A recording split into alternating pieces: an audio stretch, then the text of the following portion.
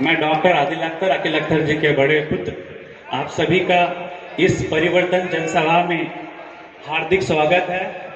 My dear guest वैस जी, संजन राधन यादव जी, ममता जी, उमा शंकर जी, हाजी rice Ansari ji तथा सब मंच पे उपस्थित सभी मेंबर्स का मैं स्वागत करता हूं। और मेरे सामने सभी भाइयों, दोस्तों, बुजुर्गों और घर में बैठे सभी माँ बहनों को मेरा सलाम।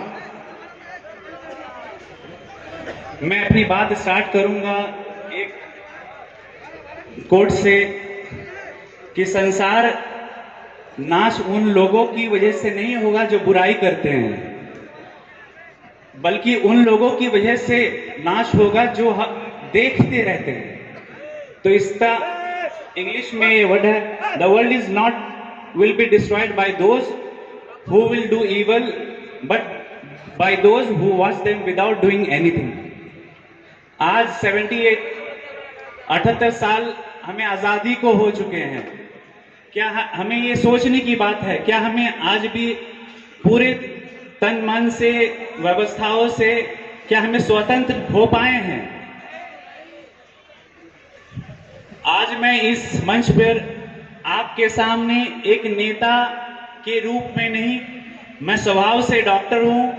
मैं आप सभी के सामने एक दोस्त, एक भाई, एक साथी के साथ मिलकर एक बेहतर भविष्य बनाने के साथ की बात कर रहा हूं। यह आम चुनाव एक मौके का नाम नहीं है। हर 5 साल में हमें मौका मिलता है अपनी परिस्थितियों को, अपने गलतियों को सुधारने का। तो आप सबसे 20 तारीख को फिर से दोबारा वो 5 साल बाद मौका आने वाला है। तो आप सबसे मैं यही गुजारिश करूंगा कि सबसे पहले अपनी गलतियों को जानना जरूरी है। अपनी गलतियों को सुधारने से पहले अपनी गलतियों को समझना सीखे। क्या मिस्टेक रहा है कि आगामी ऐसा नहीं कि एक बार हमारे स्पीकर जी, मंत्री जी, एमएलए साहब जीत के आए हैं, 4 टर्म जीत के आए हैं, और ऐसा नहीं कि उन्होंने बहुत हमारे प्रदेश के लिए काम किया है इस वजह से जीत के आए हैं। इसके उन्हें जिताने में या भागीदारी में हम आम पब्लिक का ही सपोर्ट और वोट रहा है।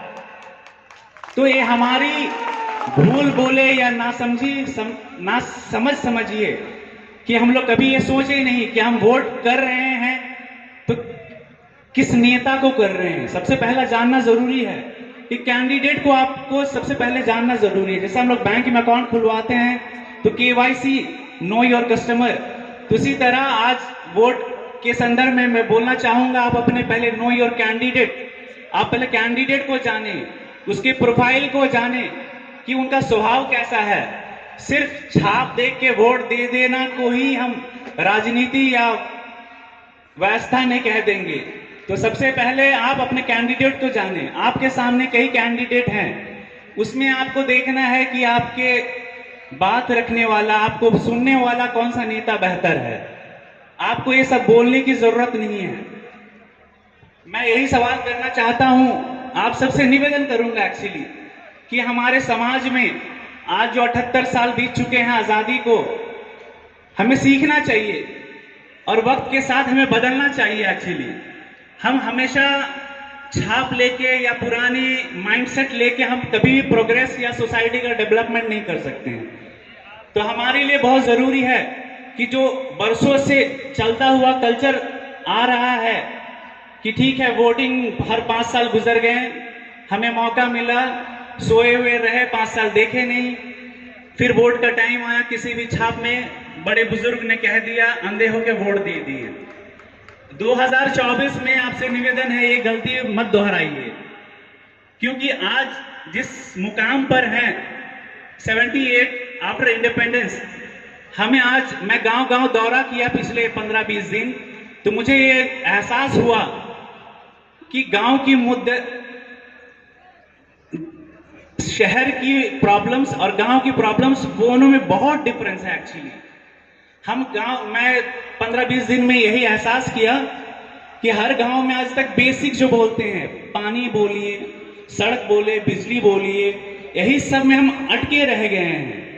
तो हम कब मेडिकल कॉलेज की बात करें या इंजीनियरिंग कॉलेज की बात करें या हम कब प्रोग्रेस की बात करेंगे? तो इस सिस्टम ऐसा बना हुआ है या सिस्टम को हाईजैक करके रखा हुआ है, नेताओं ने वो सिस्टम बना रखा है कि पाकुड़ की विधानसभा के लोग, पब्लिक, कॉमन आदमी मूर्ख हैं, बेवकूफ हैं। इलेक्शन से 2-3 दिन पहले हम निकलेंगे, चाहे